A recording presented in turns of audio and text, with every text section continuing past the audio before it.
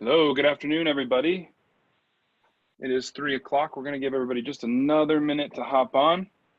We'll start very shortly.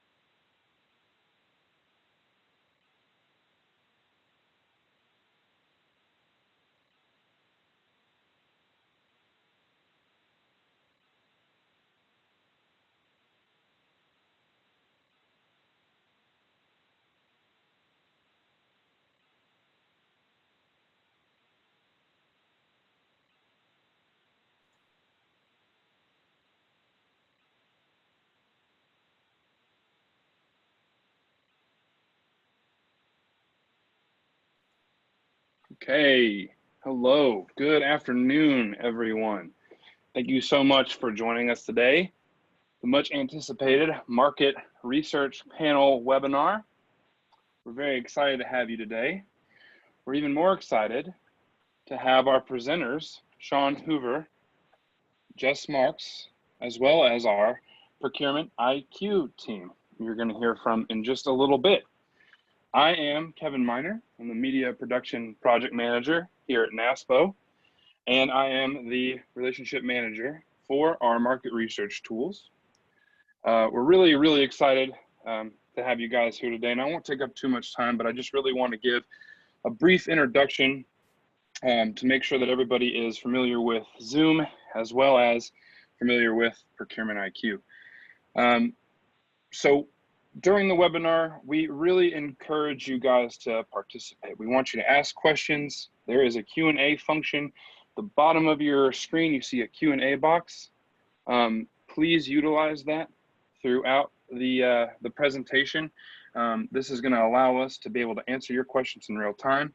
There's also a raising hand function. Right now, currently you are muted. However, if you have a question and you'd like to voice it to us, raise your hand or put in the chat box that you'd like to speak. We'll make sure that you get unmuted and you can talk directly to our panelists. There is also the chat function. That's more for asking questions. If you have a technical difficulty, please let us be aware of that. We'll make sure that we help you get that fixed. We also have a survey that will be popping up automatically right after you're done with this webinar, okay? You don't have to go find it. You have to click on a link. It's going to pop up immediately for you. This is a 6-question survey. It's really going to help us improve in webinars in the future. We're gearing up to have more webinars like this. So we just really want to be able to improve content, hear back from you guys, but we need your feedback. Please take 5 seconds and answer these questions for us, okay? It's really important that you do that. Also, quickly, just a quick overview of Procurement IQ. This webinar doesn't center necessarily, it's not central to Procurement IQ today. It's kind of peripheral. Really what we want here is just to hear from other states about how they use market research tools to help them in their sourcing events. But we at NASPO do offer our membership an access to Procurement IQ. It's a great tool and it provides market intelligent resource that aids in your sourcing events, doing things such as it provides over 1,000+ reports that cover price benchmarks, market trends, vendor statistics, forecasting, negotiation questions, things of that nature. And you can see right here that our NASPO membership has access to 3 wonderful customer support people. You're going to be hearing from some of them today. You have Kalia Dre, Diane Yu, and Ashley Cruz, and all three of them are here to help you. Myself, Kevin Miner, I'm here to help you as well. So, without further ado, I think I've taken up enough of everybody's time. Jess, if you wouldn't mind to share your screen. I have the pleasure of introducing Jess Marks. Jess, are you there? I'm here. Good afternoon, everyone from the great state of Florida. Jess, will you share your screen? Yes, I will. While she's doing that, we have prepared a great introduction for her, and I hate to let it go to waste.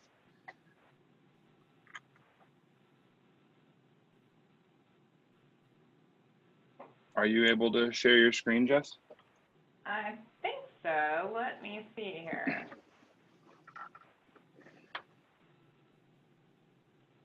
There it is. Sorry, folks, a little technical difficulty. Jess, if you'll go ahead and switch your screens, you're in presenter mode.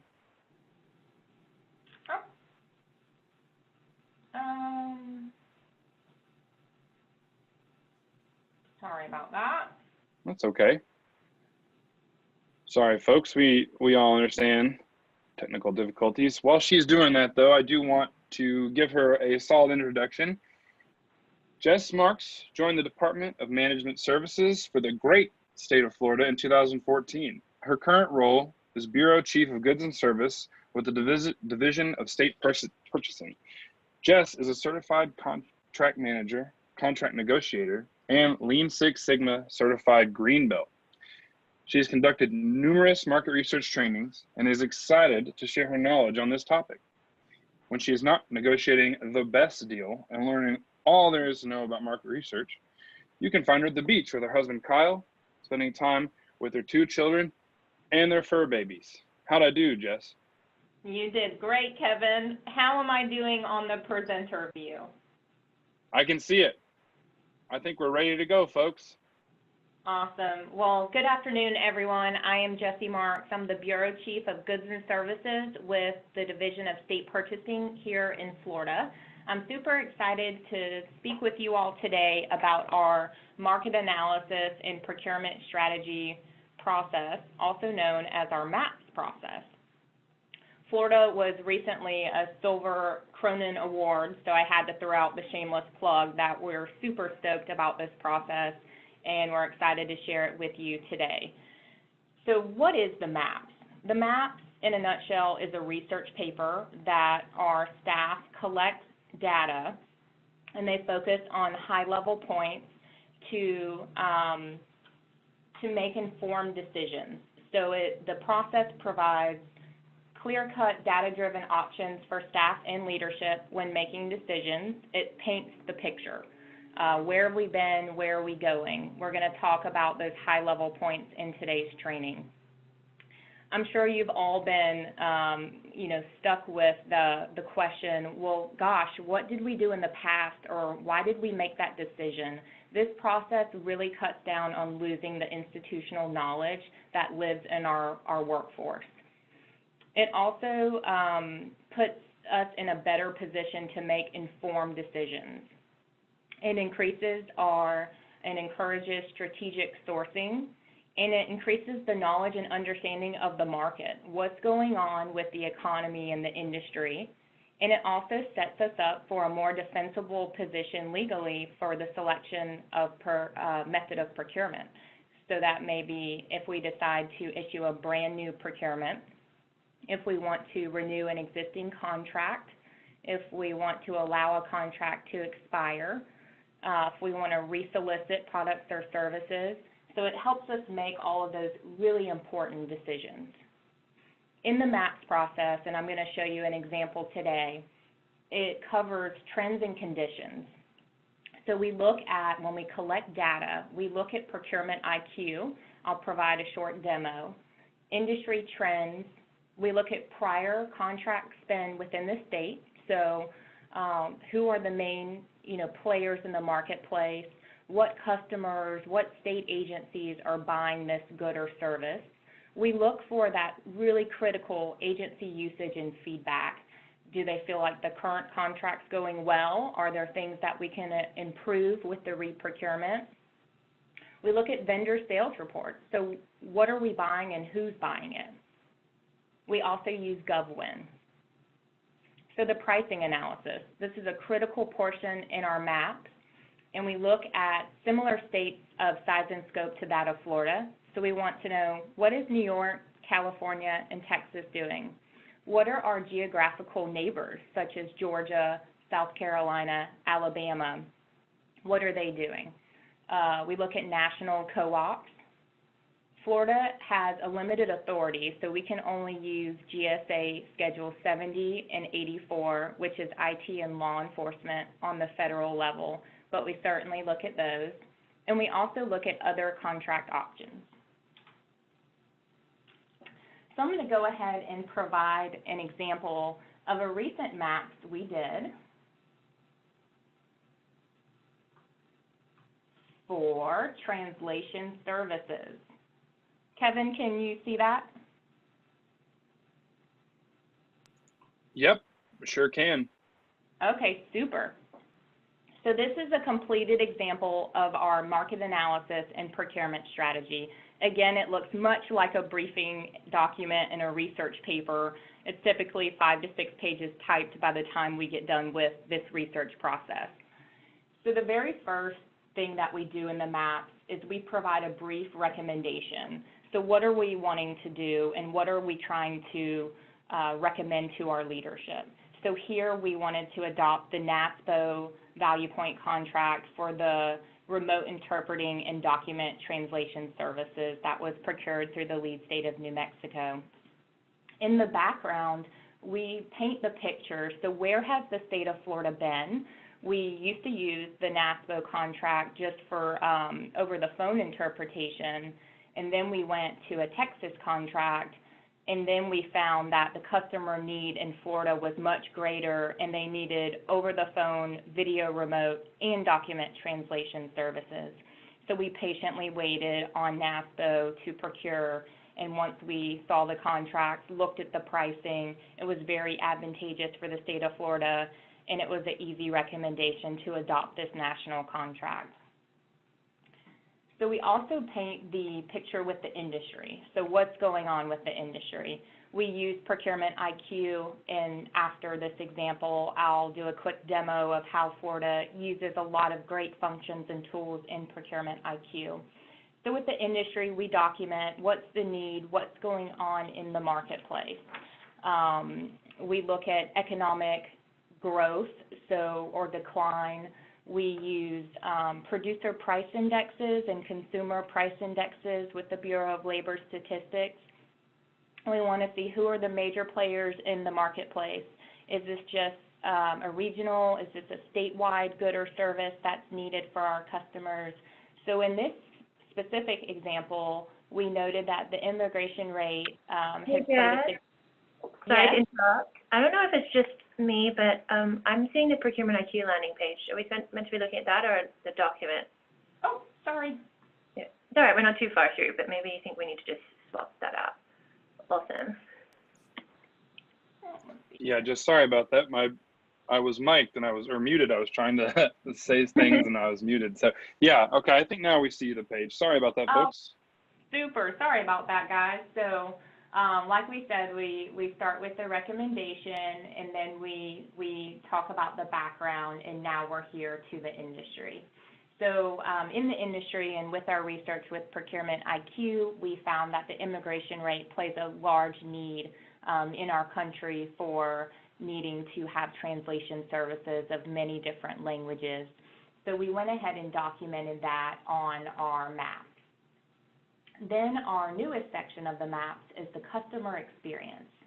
So we look at our contract log. If we have an existing contract, we'll work with our Bureau of Contract Management and say, hey, have there been any customer complaints about timeliness of delivery or performance deficiencies? How are our financial consequences going? Do we need to beef those up in the next procurement?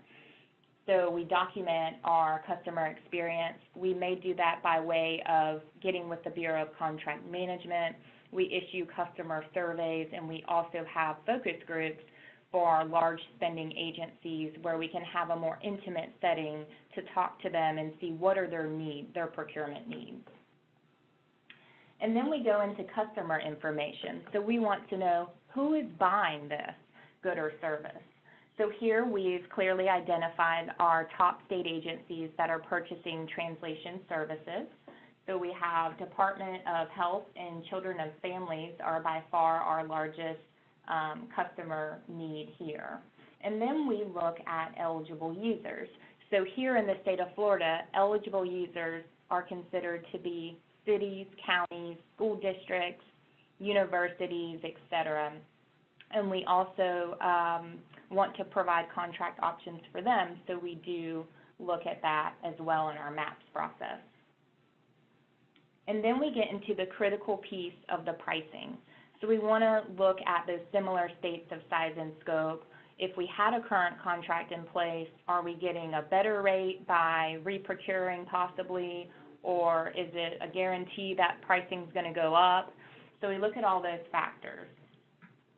So previously we had the state of Florida contract with NASPO that was just over the phone. So we went ahead and documented over the phone, video remote, and document translation. Then we looked and compared at the new NASPO contract and saw that it was very cost competitive. We also have this cool column called notations. So it will just say how long is the contract period. I know that's really important for procurement professionals.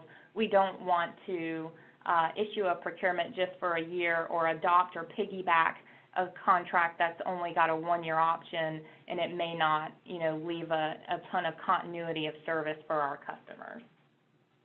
We also state any nuances. So for this specific one, for translation, there were 7 vendors awarded the NASPO translation, but not all 7 provided all 3 service categories. So we just wanted to call that information out in our decision-making process. And then we look at the state of Texas. They were very cost competitive. We talk about their contract term. The same goes for California and New York. And then we also look at other co-ops. So we looked at Omnia in this case and documented their pricing as well. Here in Florida, we have something where we need to look at respect and pride, and those are folks with disabilities in the prison industry, and we do encourage purchasing through them, so that's why you'll see that they were on our maps for this one.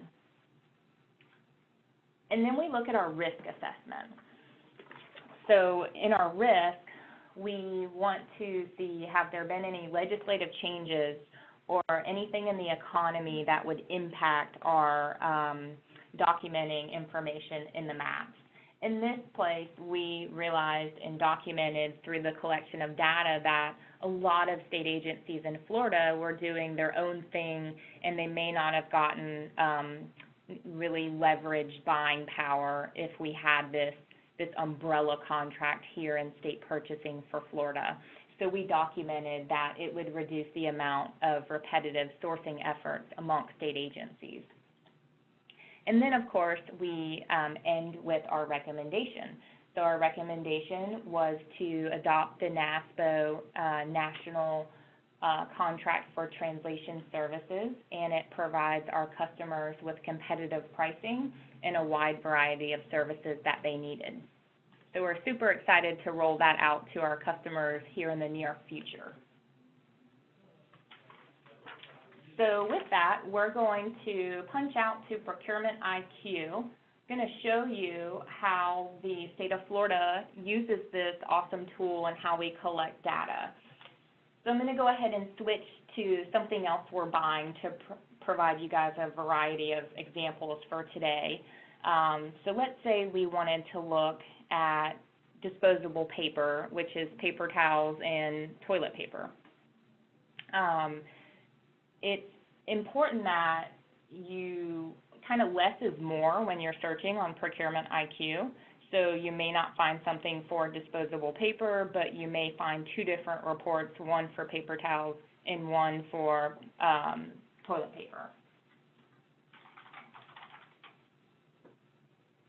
Alrighty, so we just found a report for paper towels, and I'm going to walk you through some of the functions that Florida uses.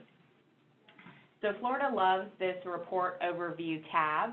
If you click on at a glance, it provides you a snapshot of market characteristics, forecasted price, so is it expected to go up or down in the next few years.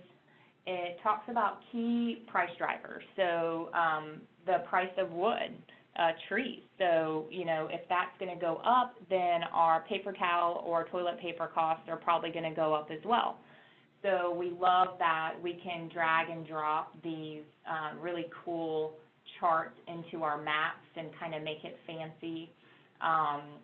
The executive summary is great. It just really summarizes that report.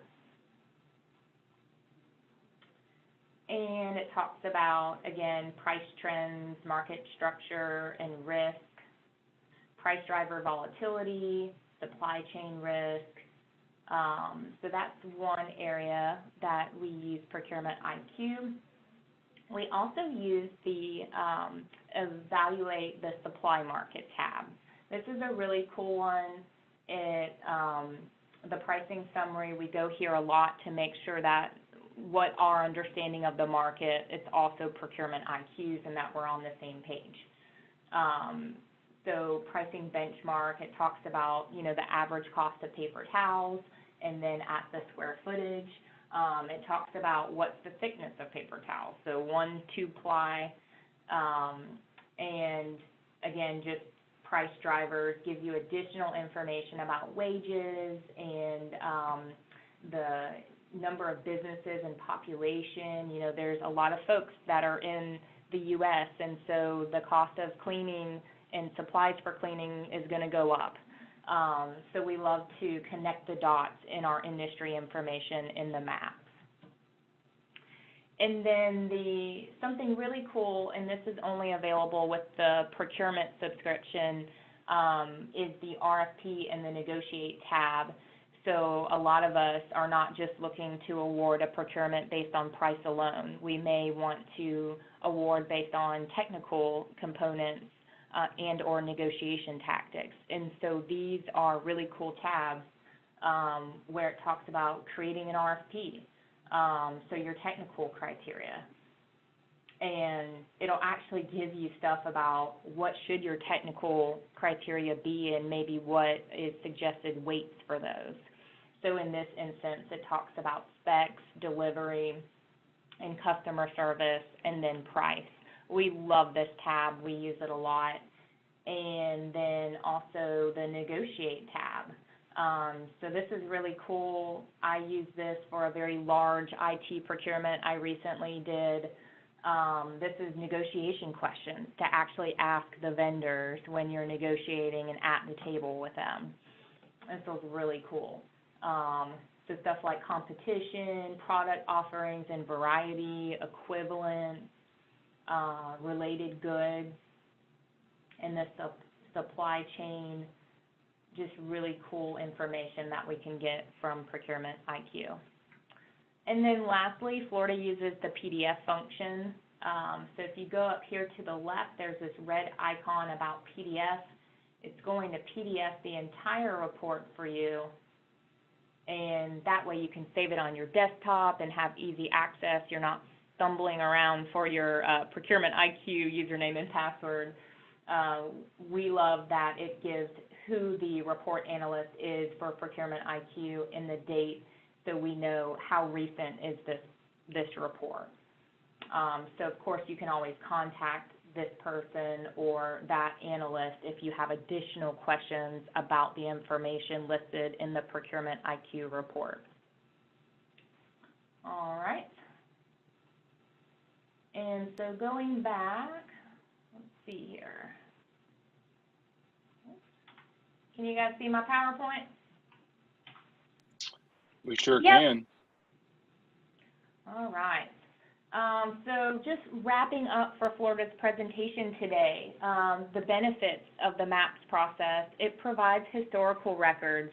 So 2 or 3 years down the road, when our Chief Procurement Officer says, Jesse, why in the world did you make this decision? I've got a report that can tell me, a document that can tell me why did I do that, who are our top spenders, agencies, what vendors are we buying the most of, what did the economy and the market look like back then. It's just a solid document to always go back to. It produces data-driven decisions. So on our second floor with our executive leadership, we're painting the whole picture for them so that they can make informed decisions. And it sets Florida up in an excellent legal defensible position for our procurements.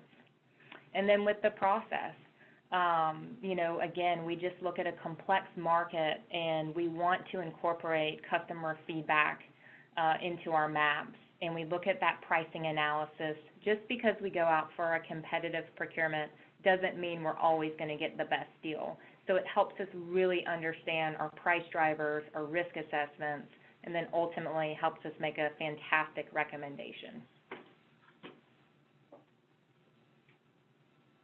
All right, I'm going to stop sharing, and for any participants today, we have a Word version of the maps if you would like a copy for your state or organization.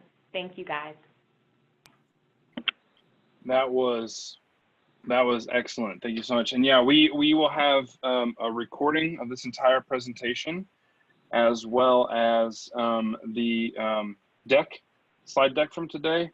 So of course you can email myself. I can get you in touch with Jess, or I can send you any material that you need. So hey, while Shawn is getting set up to share his screen, I know that I have some questions for you, Jess, and I know that our team at Procurement IQ has some questions for you, but I think we have a couple from the audience as well. So if you wouldn't mind, want to take a couple of those questions, Jess? Yeah, that'd be super. Awesome. So Andy Dorn asked, who does the recommendation from MAPS form go to, and who makes the final call on it? And Jess, you can see all these questions too in your question box. So yes, feel free to address them. Chat function. Yeah, that's an excellent question. So it goes, it routes around. So it starts at our associate category manager, like our analyst level. It goes to their direct supervisor. And then it goes to one of the 2 procurement bureau chiefs, myself or Carla McBride in IT and special projects. And then it goes on to our Office of Special Counsel, who looks at it for legal review. And it goes then to our deputy director and our director, Miss Rosalind Ingram, our Chief Procurement Officer. She has been delegated to approve maps that are $500,000 or less. Our executive leadership is very hands-on, so anything over $500K, they like to be formally briefed, and they ultimately make the final decision.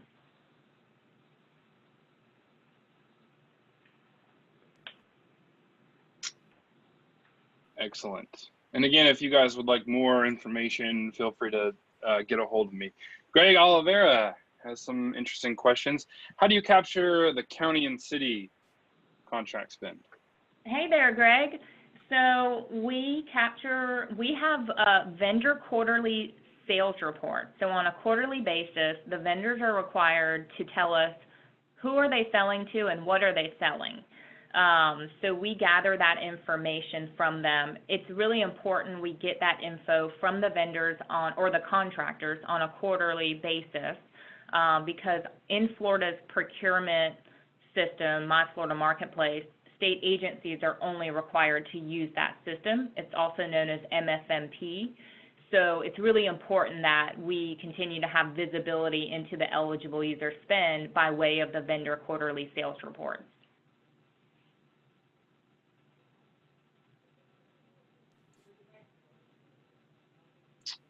Awesome. Excellent. Does anybody from our Procurement IQ team have any questions for Jess? Yeah, actually, this is Ashley Cruz. I'm the Senior Product Specialist. Jess, I love the way that you went through the kind of customer experience and the types of questions that you would be getting from those customers for the translation services contract. My question is, just in that process of collecting the usage and feedback from the agency, do you guys use any kind of KPIs or scorecarding or any other method to objectively measure the vendor's performance? Or does it sometimes come down to sort of a, yes, they did meet their obligations versus no, they didn't meet their obligations? That is an excellent question. So in our My Florida Marketplace, our online procurement system, we have what's called VPT, Vendor Performance Tracking. So our state agencies that are using them and issuing purchase orders to the vendors, they can actually go in and rate the vendor experience. We do collect data for the maps from that. We also have state agency surveys, so it's not a one-size-fits-all. So if we've heard rumblings from contract management, we may ask specific questions to draw out that feedback from our state agencies. We also have focus groups that I touched on where we get those top spending customers and agencies into a conference room, a more intimate setting where they can open up and say, hey, you know, this product quality for uniforms, maybe we want to improve this next time, or, you know, we haven't had a, not that this would ever happen in the great state of Florida, but if we had, you know, something like we needed more security guard services options, so we have those focus groups. We also have something that Roz, our Chief Procurement Officer, implemented, which are agency site visits. So we go to their home turf and we actually travel to them and we have a meeting and say, hey, tell us what's working here in state purchasing and what's not. And we love to hear their feedback. And finally, we have our bi-monthly purchasing director meetings. Our customers are not shy. I'm sure the same goes for you all states. So we get a lot of great feedback from them that we put in the maps as well. Excellent. Thank you so much. And just a quick follow-up, I would assume that the level of feedback that you are collecting might differ a little bit based on the type of good. So you might need to collect more for something like the translation services versus paper towels. Absolutely. Yeah, it varies on what we're buying, and it varies on who we're getting it from as well. Got it. Thank you so much. You're welcome. And then I think Greg had a second part about who in your organization conducts each aspect of the MAPS analysis. So that's all going to be done in-house in state purchasing by our procurement professionals. Excellent. Jess, thank you so much. That was, I know that we could do this for a whole nother hour. And guys, we really pumped to see all these questions coming in. Keep the questions coming. For time reasons, we're gonna move to Shawn Hoover from Louisiana. He is gonna talk about how the great state of Louisiana also does their market research. I have a bit of an introduction for him too. If you wanna keep these questions coming for Jess throughout, please use the Q&A box, and we are going to talk more about these and address some more of your questions at the end. Shawn joined the Division of Administration in Louisiana in 2016. His current title is State Procurement Supervisor with the Office of State Procurement. He's excited to help teach others on market research and how it is conducted in Louisiana. Fun quick fact prior to beginning his career in procurement, his high school job was dressing up as a clown while he was working at Shoe Carnival. So, and that, which is a super funny fact, but we're all taking you very seriously now, Shawn. So go ahead. All right, thank you, Kevin. Good afternoon. So I'm first going to touch, as Jesse did a great job showing y'all how to use Procurement IQ and how they use it in the state of Florida. The state of Louisiana uses similar features such as the forecast price, the recent price, when they're conducting our market trend over here in Louisiana. So first off, we use several tools, just to list a few.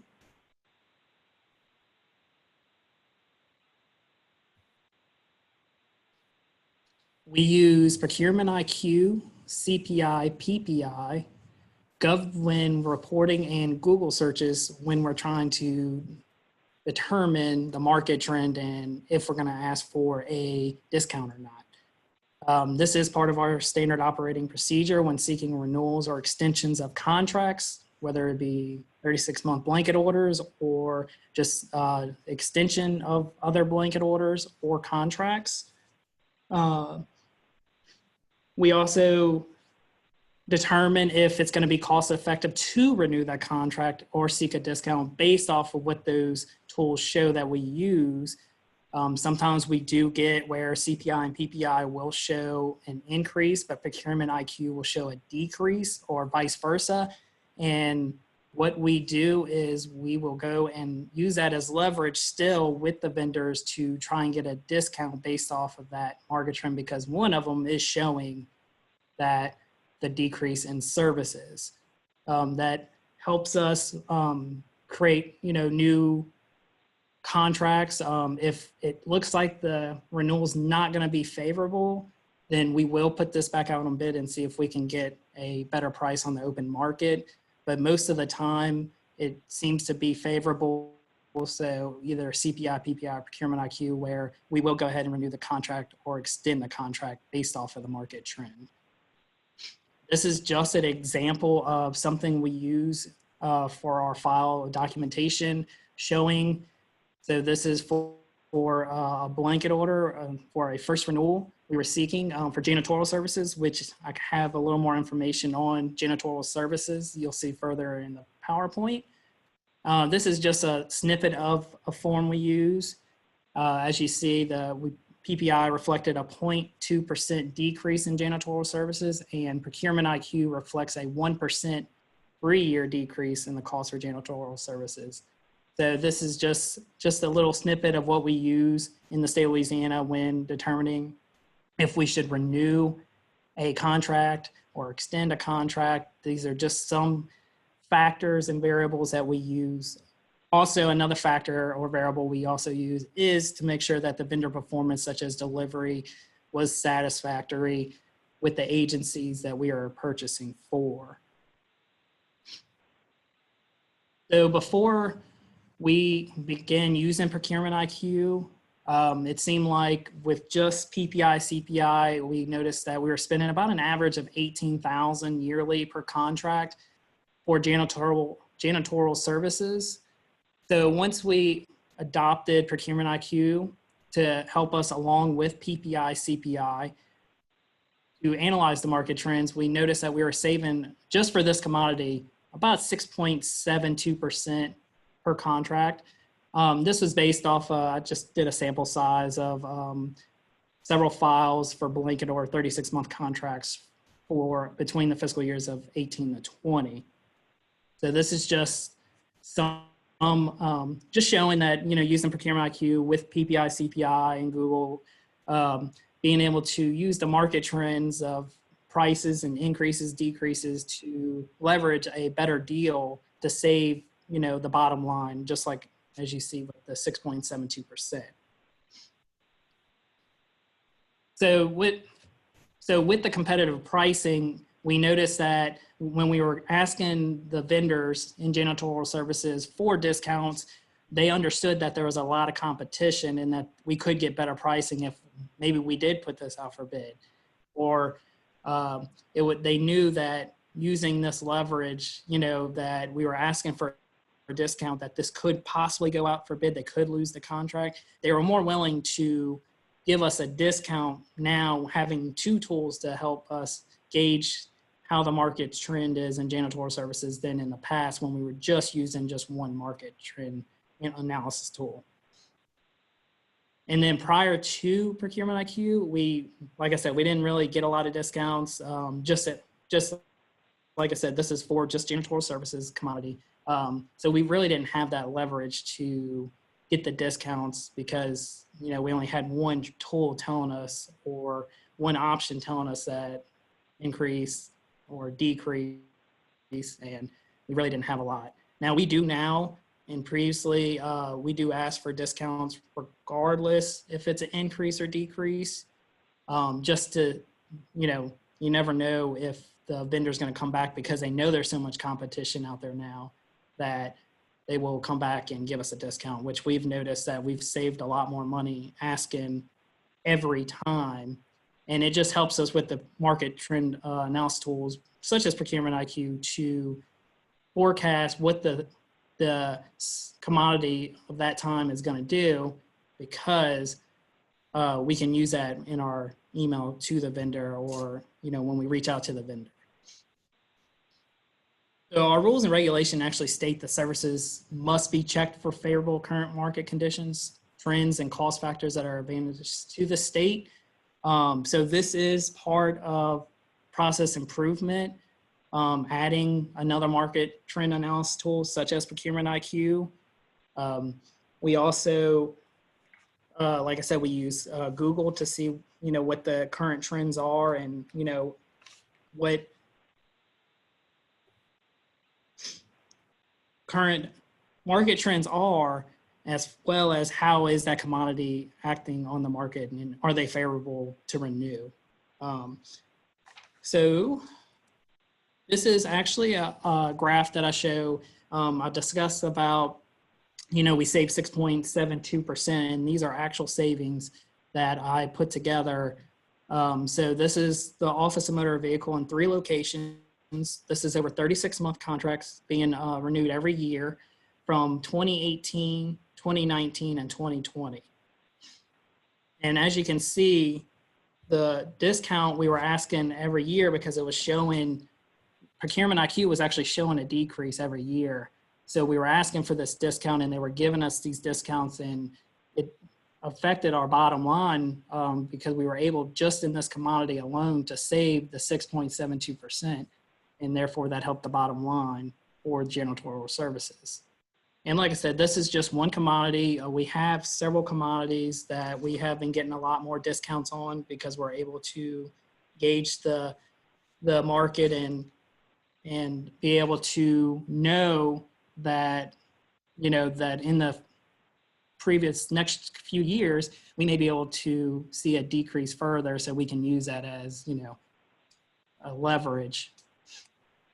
So with the recommendation, we find that, when you're renewing contracts or extending contracts, or we're looking for current or future market trends to save money, that, Procurement IQ, CPI, PPI, GovWin, and Google, they all are essential in making sure we're saving the taxpayers' money by getting the best savings for the state.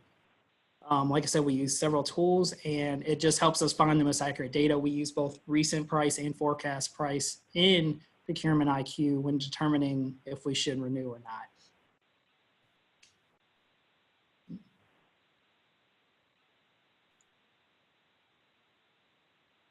Excellent. Thank you so much. Thanks so much, Shawn. That was really informative. Do we have any questions? I don't see any particular to Shawn in our question box. Does anybody from our Procurement IQ team have any questions for Shawn? Yes, I actually have another question. This is Ashley again from the Procurement IQ team. Okay. Hi, Shawn. So I noticed that you pointed out that 3-year compound annual growth rate, the 3-year CAGRs, which is what we use frequently throughout the Procurement IQ reports. I'm curious to know what kind of data points and factors you might take into consideration if you're deciding to do something other than a 36-month contract like the janitorial services one. So I don't know if that would be 12 or 24-month contract instead, or even potentially a longer term. Are there other factors that you're considering and looking at with those price trends? Yeah, I mean, so some of the factors we do consider is, like I said, because we use other tools to gauge to see what the market trends are looking like, such as CPI and PPI. Actually use that as well as a factor in this, since you can use, previous data with CPI, PPI, however many years you want to go back, you can go back to. So you can use that as well. But like I said, we use vendor performance as well, such as delivery, to see if, they're going to, did they have any complaints from the agency that the delivery wasn't met, or did they have issues with that vendor where that's at other points to figure out if we're going to do a longer or shorter contract extension. That plays a role in deciding if we're going to extend it or renew it, other than just market trend analysis tools. So. Great, thank you so much. Any questions from the other panelists? Yeah, hey, if I can get my mic unmuted. Yeah, Shawn, we actually have a question. I think this is just for anyone really, in the question and answer box from an anonymous attendee. This, of course, we offer our NASPO membership free access to the Procurement IQ tool specifically, but maybe some of our procurement subject matter experts have recommendations on market analysis intelligence for those that may not have access to Procurement IQ. So are there any other outlets or resources that you guys use? Yeah, I can certainly speak to the publicly available resources that the Procurement IQ analysts are using on a regular basis to put this kind of data and research together. So typically Procurement IQ is using a variety of publicly and semi-publicly available sources. So some of those would be, behind a paywall, trade associations or industry associations that you folks might not have access to as well. However, the Bureau of Labor Statistics and the Bureau of Economic Analysis are two of probably the largest resources that we use, as well as census data, which is broken down by state through the Survey of U.S. Businesses, or Statistics of U.S. Businesses, I believe is the name of the survey. So those are all really helpful, especially when looking at data from a state level perspective. One other thing that I'll note is for those that do have access to Procurement IQ, the very first landing page, which has a definition that kind of covers off on what's in the report, is followed up pretty quickly by our additional resources. And those are always going to be publicly available trade associations or publications that you can access to dig deeper into a specific industry or market. It's actually where the majority of market-specific information comes from in every single one of our reports.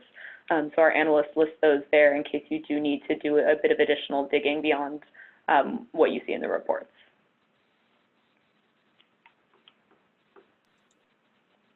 Awesome. Yeah, thank you. Yeah, I think all those are good points. We do offer this to NASPO members, but there are all those other great resources and great avenues that you can also access. We just provide this to our membership and in kind of in that really neat, tidy PDF that Jess was showing you earlier. It's very helpful. I've used it a number of times myself. Jess, it looks like we have a couple more questions for you. How long does it typically take to complete a MAPS form? So the MAPS process is truly a labor of love. There is a lot of information that goes into it. It's very detailed, as you guys saw. So I'd say for newer employees, it's probably going to take more like 2 months or so versus, a veteran, they may get it done in about a month or so. But that's just really to collect all the data and put it in the appropriate format to talk to, contract management or customer, state agencies. So all of those processes are facilitated and then documented onto the maps, and then it probably takes another 2 weeks or so to route for approval.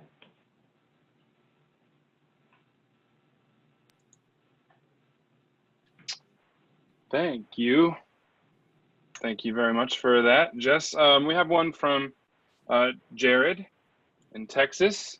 Are the vendor quarterly sales submitted by spreadsheet, or do you have a platform to accept the data loads?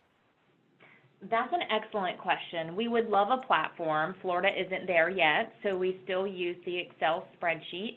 It's posted on our website. I'll be glad to send a link to Kevin, and he can send it to all today's participants, so you can see what that example looks like. Yes, and please, again, my contact info is right there at the bottom of the screen. Thank you very much, Jared. So another one we have from Ian: does MAPS incorporate and track any sustainability or environmentally preferable criteria? So that's an interesting question, and that is something we do and document on our maps if it's in the realm of green purchasing products. So in Florida, we, when we can, we use recycled content and paper. We also maintain a climate-friendly products list on the state purchasing website, and we can and sometimes do document green products and climate-friendly products into our maps. So a good example of that would be like office supplies, so certain types of like, you know, not so harsh cleaners or recycled content paper towels, we may document that in the maps. Awesome. And excellent. Kevin, I think there was another question. Let's see here. I thought there was one. I'm looking back at the answered ones just to make sure. Oh, sure. Oh, yeah, there was a question from Gerard about is the data collected on a line item or purchase order contract level? So again, great question. The quarterly sales is designed to give line item detail, and you'll see a box for description. Again, this is vendor information, so sometimes we get a lot of information or sometimes we don't get enough. The state of Florida, in our contracts, we have what's called an ad hoc report request. So we could go to any of our current contractors and say, hey, we need this specialized report to see what we're buying, who we're buying it from, what's the frequency, so how many times has it been searched for and actually purchased in the state of Florida, what are the top dollar amount, meaning like is that a line item that's just a lot of money, so what's the top dollar amount products as well. Awesome. And you know, I had a question actually for both of our panelists today. So Justin and Shawn, I know that you guys had a chance to talk to each other prior to this presentation. And you know, that's something that we at NASPO, we really encourage, is just the conversation between different states on best practices and standard operating procedures. So I'm really interested to learn, what did you guys learn from each other during this experience, this panel? Is there a takeaway that maybe you had from Shawn? Shawn, is there a takeaway that you had from Jess?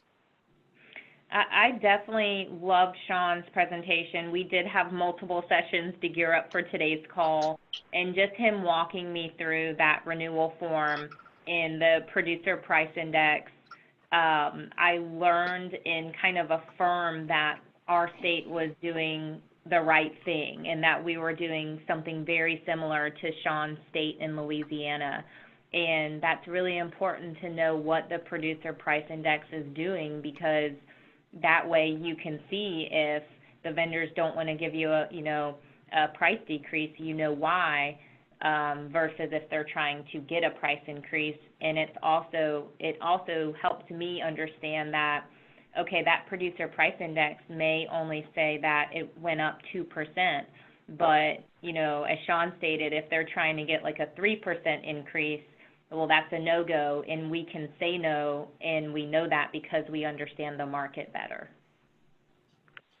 Yeah, and I mean, as Jesse also stated, something I kind of took away from her when we talked to each other was just how Florida uses maps, and it was a fairly new process for me, of course. So her whole presentation was very eye-opening as far as how Florida with maps and market trends. So I learned a lot from Jesse's presentation as well. Awesome. Great. Did we have any other questions from our Procurement IQ folks?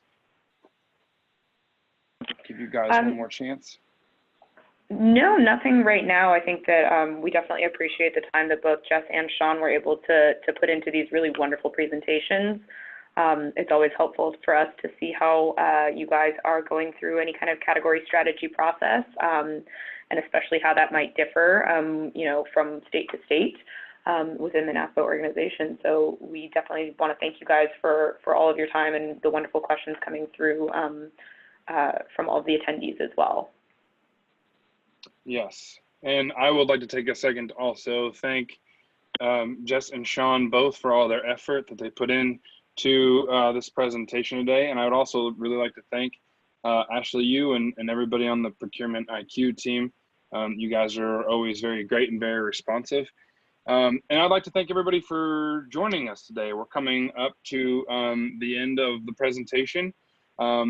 We thank you for joining. This is our first attempt at a panel style webinar for market research. If you'd like to see more of these, please let us know. If we did a good job, please let us know. If we didn't do very good, let us know that too, because that way we can improve. There'll be a survey, like I mentioned at the beginning. There's a survey at the beginning of, or at the end of this presentation. The window's going to pop right up. Please take that. That's another device that we use to improve the way that we do these educational live trainings. Also, if you'd like, please contact me at the end of this at my email, which is right down there, kminer@naspo.org, for one UPPCC contact hour. I'm already getting emails from a lot of you guys. And if you have any questions, want me to provide this supplementary information through the slide deck or through this actual recorded webinar, you can email me and I'll get you set up with those links too. So if we don't have any other questions, comments, concerns, I'd again like to thank everybody so much for joining us today. I really appreciate you. Look for more of these to come in the future. And with that, we'll sign off. Jess, Shawn, thank you guys so much for being a part of this today. We really appreciated it. And thanks everyone for joining us. Thanks so much. Thank you.